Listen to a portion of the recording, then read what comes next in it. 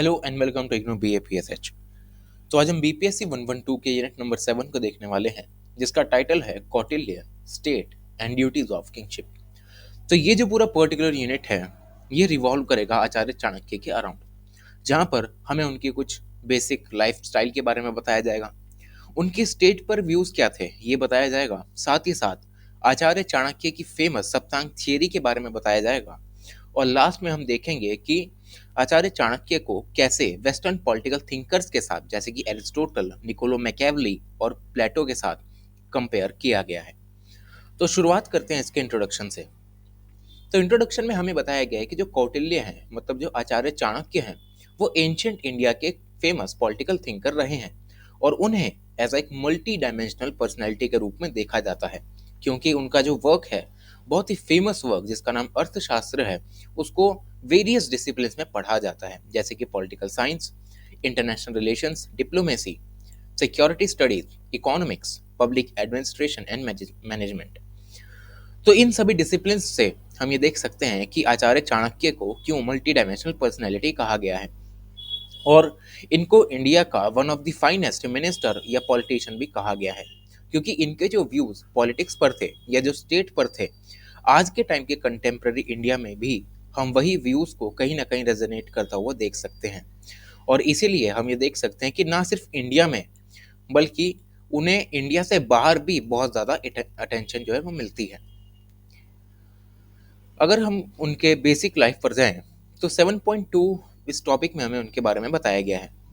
तो अगर हम कौटिल्य की लाइफ के बारे में बात करें, तो कोई भी क्लियर कंसेंसस नहीं है। इसका मतलब ये है कि हमें ये नहीं बताया गया है, मतलब हमारे पास इतनी इंफॉर्मेशन नहीं है कि ये रहे कहाँ, इनकी लाइफ कैसी थी, इनके टाइम पे क्या क्या चीज़ें हुई। तो इस सब के बीच में कोई भी कंसेंसस नहीं बनता हुआ हमें दिखाई देता है।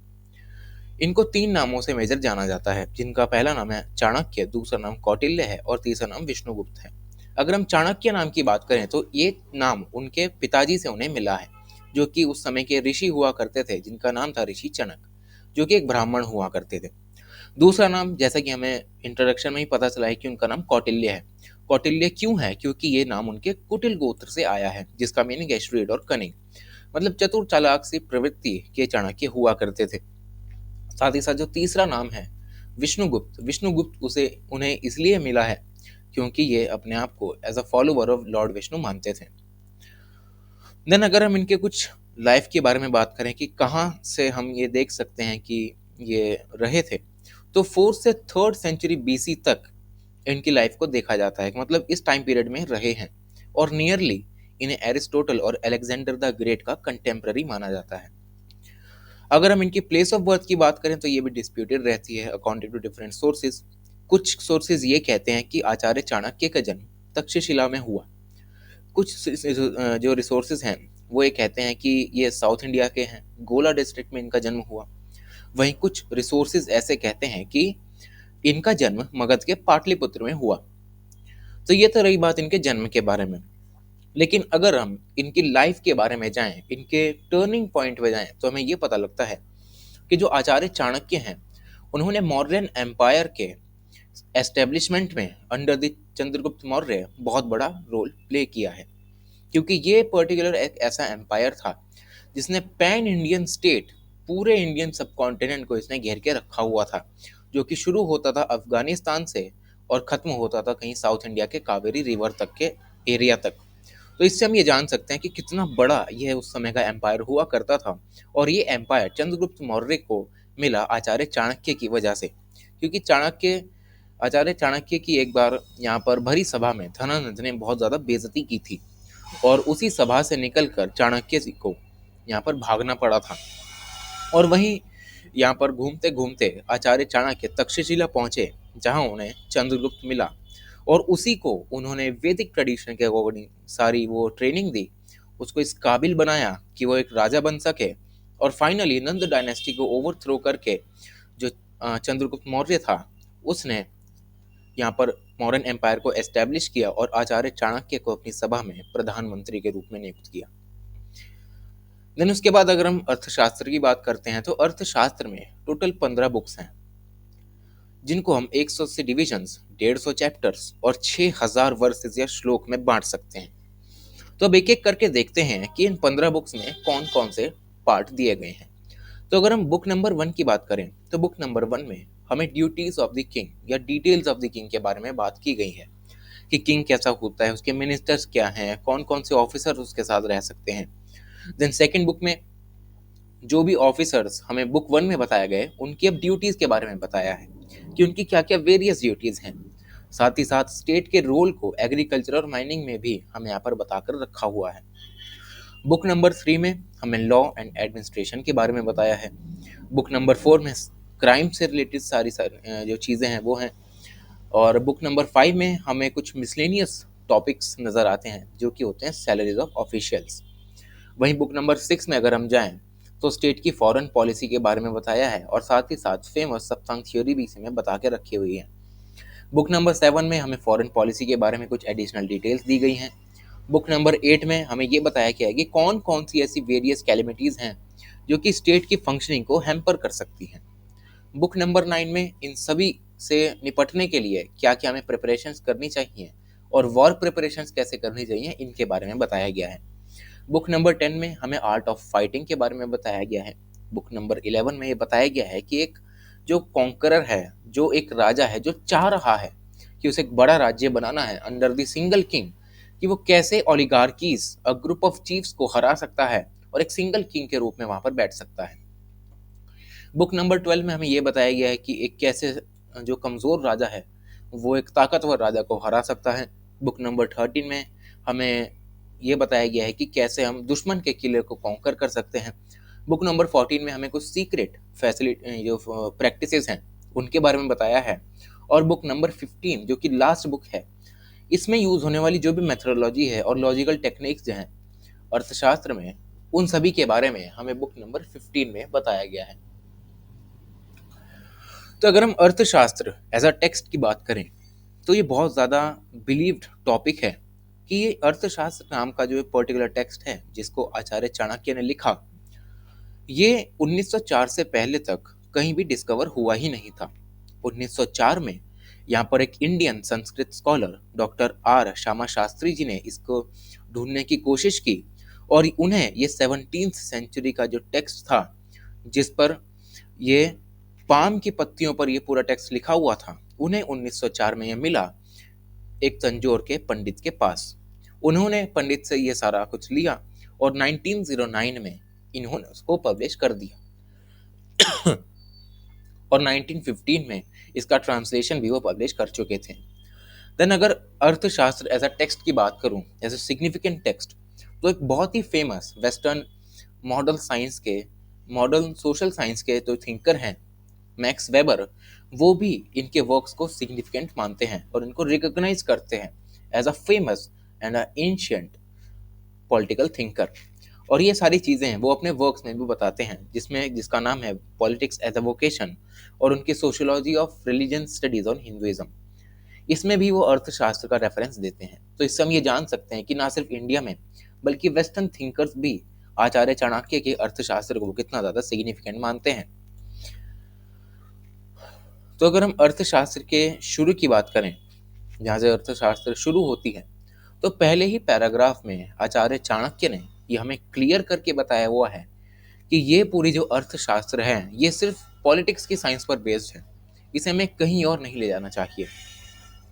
और उसके बाद आचार्य चाणक्य ये भी कहते हैं कि अर्थशास्त्र को अगर हमें समझना है तो उसको समझने से पहले हमें जीवन के 4 पुरुषार्थ के बारे में समझना होगा, जो कि गोल्स होते हैं एक इंडिविजुअल ह्यूमन लाइफ के, जिसका नाम है धर्म, अर्थ, काम और मोक्ष। इन सभी चीज़ों की बात हम यूनिट नंबर 1 में देख चुके हैं।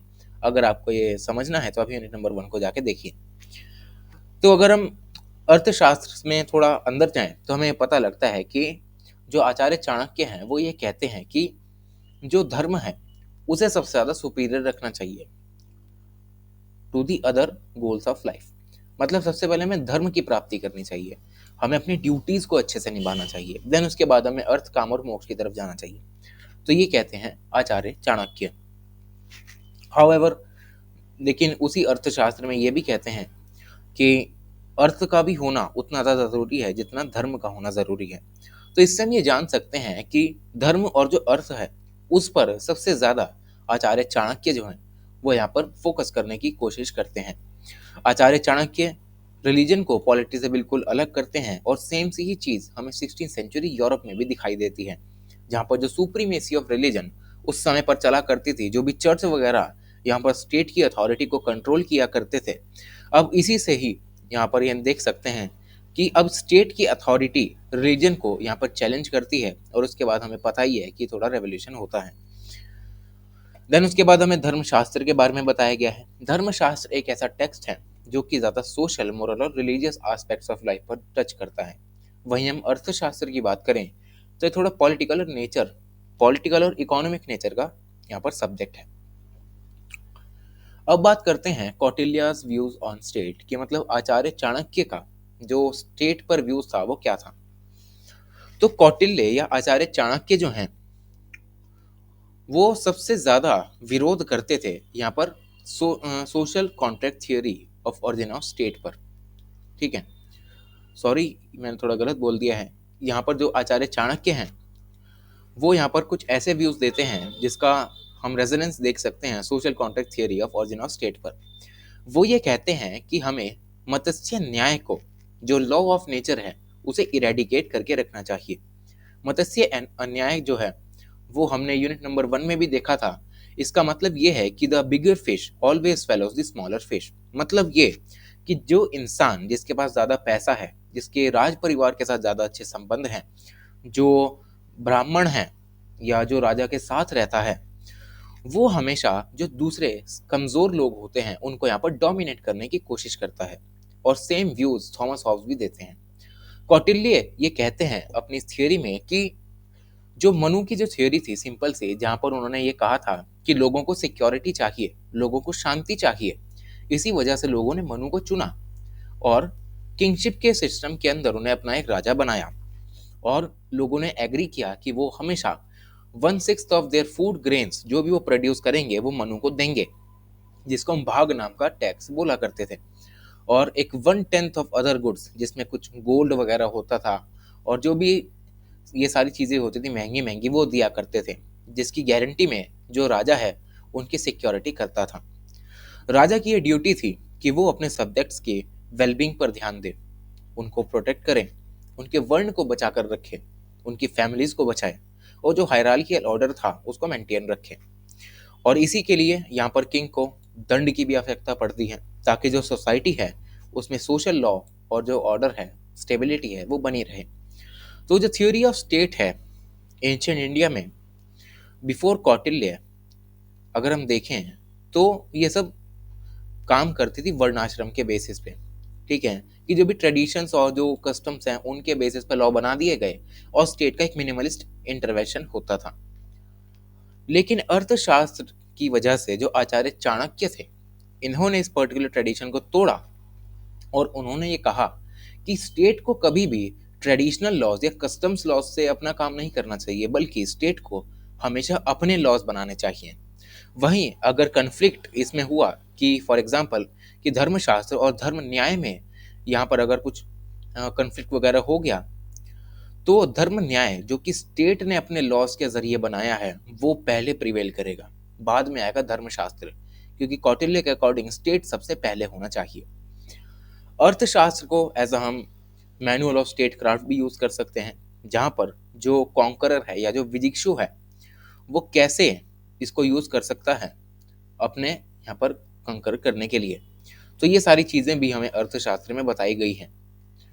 तो अगर हम कौटिल्य की बात करें तो कौटिल्य ने यहाँ पर आचार्य चाणक्य की जो फेमस सप्तांग थियरी है उसके बारे में बताया है, जहाँ पर आचार्य चाणक्य कहते हैं कि जो एक स्टेट है उसके 7 मेजर एलिमेंट्स होते हैं या ऑर्गन्स होते हैं, क्योंकि आचार्य चाणक्य स्टेट को एज अ ऑर्गेनिक व्यू में देखते हैं, जहाँ पर हर चीज़ को एक ऑर्गन की तरह देखा जाता है। तो ये सारी चीज़ें हमें बुक नंबर 6 में पता चलती हैं कि कैसे सप्तांग थियोरी का जो है वो ओरिजिनेशन होता है और जो टेक्स्ट स्ट्रक्चर है पूरी अर्थशास्त्र का वो इस तरीके से शुरू होता है, जहाँ पर जो स्वामी है मतलब जो किंग के रिगार्डिंग जो भी चीज़ें हैं वो बुक नंबर 1 में बताई जाती हैं। अमात्य, जनपद, दुर्ग और कोष के बारे में बुक नंबर 2 से 5 के बीच में बताया जाता है और बुक नंबर 6 से 14 तक यहाँ पर दंड और मित्र के बारे में बताया जाता है। लेकिन इससे समझने से पहले हमें ये भी जानना चाहिए कि जो सप्तांग की थियोरी है वो ओरिजिनली आचार्य चाणक्य ने नहीं दी, बल्कि कुछ अर्लियर टेक्स्ट भी इस थियोरी को मानते थे। पर आचार्य चाणक्य ने इन्हें किया क्या कि इन सबको कंबाइन करके रख दिया और एक थियोरी निकाल दी थी सप्तांग थियोरी की। मतलब एक स्टेट के पास अगर ये 7 एलिमेंट्स में से एक भी एलिमेंट मिसिंग है तो वो स्टेट यहाँ पर फेल्ड स्टेट बन सकती है। जहाँ पर जो स्टेट है उसको एक एज अ लिविंग ऑर्गेनिज्म देखा जाता है, क्योंकि यहाँ पर हम देख सकते हैं कि ऑर्गेनिक व्यू को यहाँ पर आचार्य चाणक्य जो है वो फॉलो करते हैं। अगर हम पहले एलिमेंट की बात करें जो कि है किंग, तो उसमें आचार्य चाणक्य ये कहते हैं कि जो रूलर है या जो राजा है वो किसी ह्यूमन बॉडी में होने वाले सर की तरह है। कौटिल्य ये बिल्कुल भी बिलीव नहीं करते कि ये जो सर है, ये जो पूरा राजा है वो डिवाइन ओरिजिन का होता है, बल्कि ये तो ह्यूमन को इंस्टीट्यूशन की तरह देखते हैं।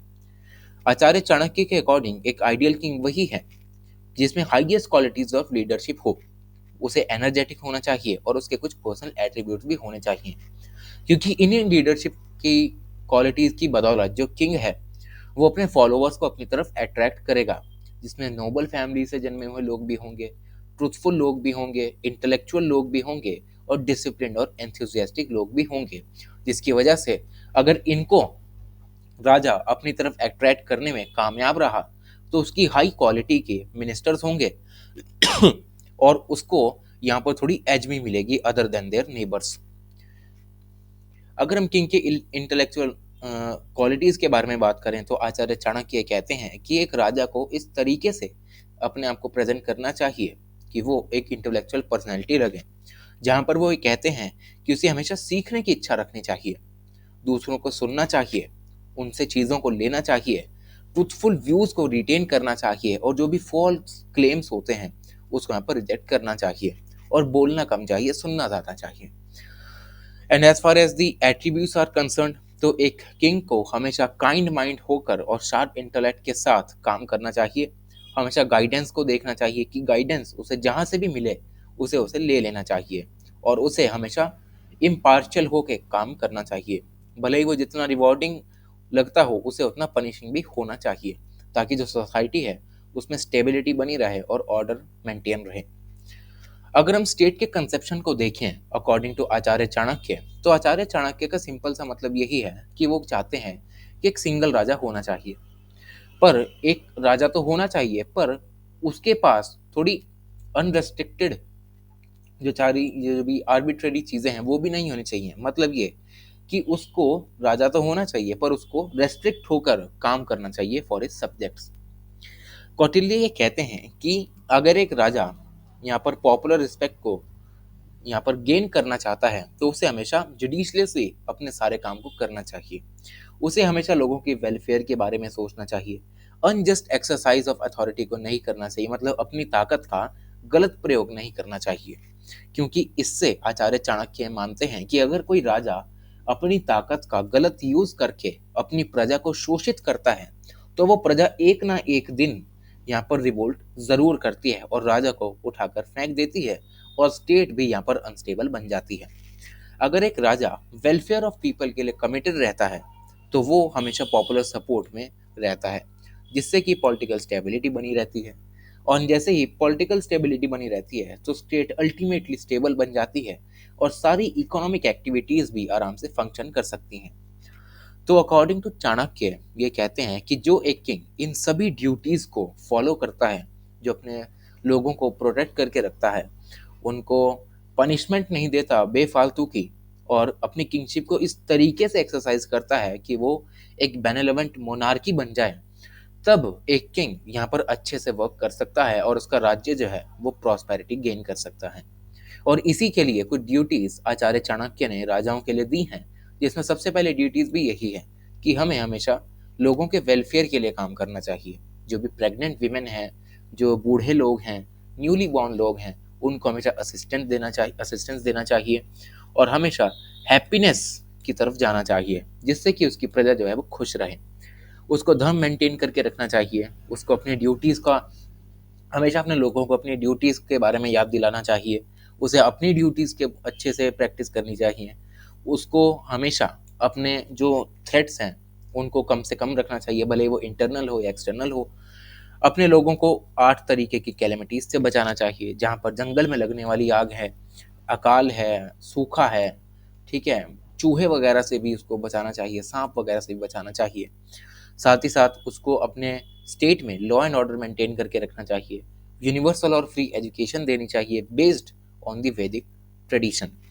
और हमेशा अपना आत्मव्रत देखना चाहिए, मतलब सेल्फ कंट्रोल पर उसका ज़्यादा फोकस होना चाहिए, क्योंकि उसके जो 6 एनिमीज हैं, अगर उसके पास ये सेल्फ कंट्रोल नहीं हुआ तो ये 6 तरीके के एनिमीज, जिसमें सबसे पहले काम, फिर क्रोध, लोभ, मन, माद और जो है ये हर्ष जो है, ये सारे एनिमीज इसको, किंग को यहाँ पर अंदर ही अंदर खत्म कर देंगे, और किंग जो है वो यहाँ पर अच्छे से अपनी ड्यूटीज को परफॉर्म नहीं कर पाएगा।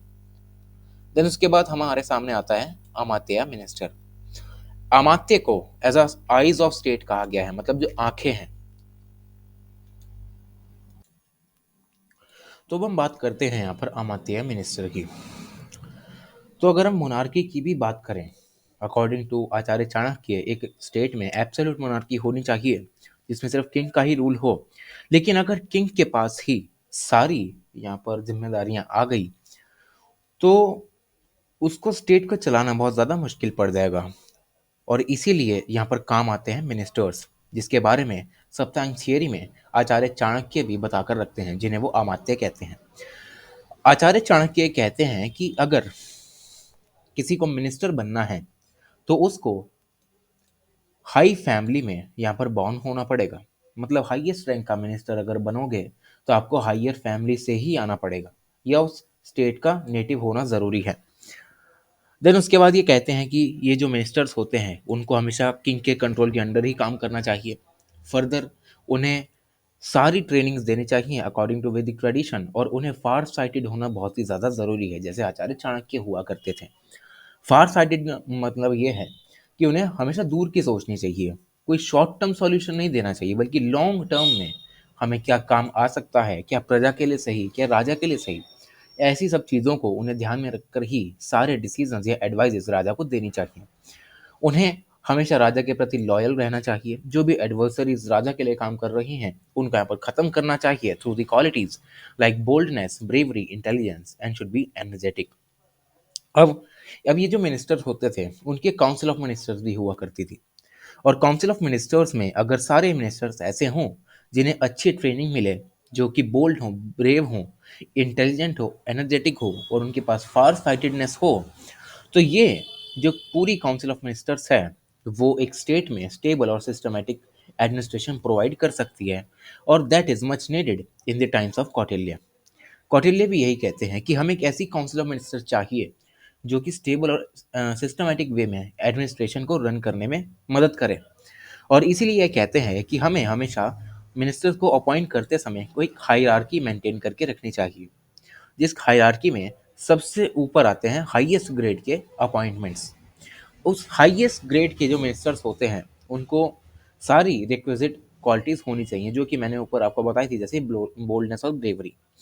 उसके बाद लो ग्रेड के मिनिस्टर्स आते हैं जिनको उस हिसाब से काम दिया जाता है, और क्योंकि वो लेस क्वालिफाइड होते हैं तो उन्हें उसी तरीके के काम दिए जाते हैं।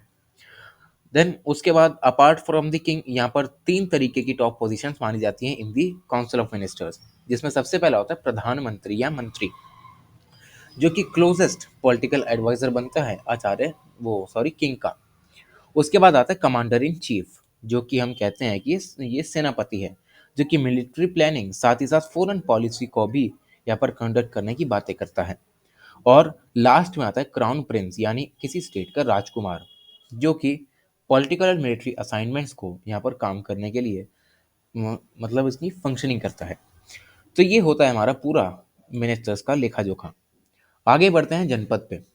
जनपद का मतलब होता है कि जहाँ जन के पद पड़े। तो वैदिक ट्रेडिशन में अगर हम सोसाइटी को देखेंगे तो सबसे पहले यहाँ पर आता है जन, ठीक है। जन के बाद विस, कुल, फिर ग्राम। तो जैसे जैसे जो टाइम है वो यहाँ पर,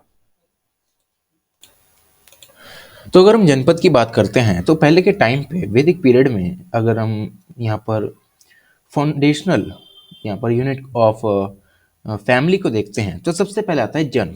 जन के बाद विस, विस के बाद कुल, फिर होता है ग्राम।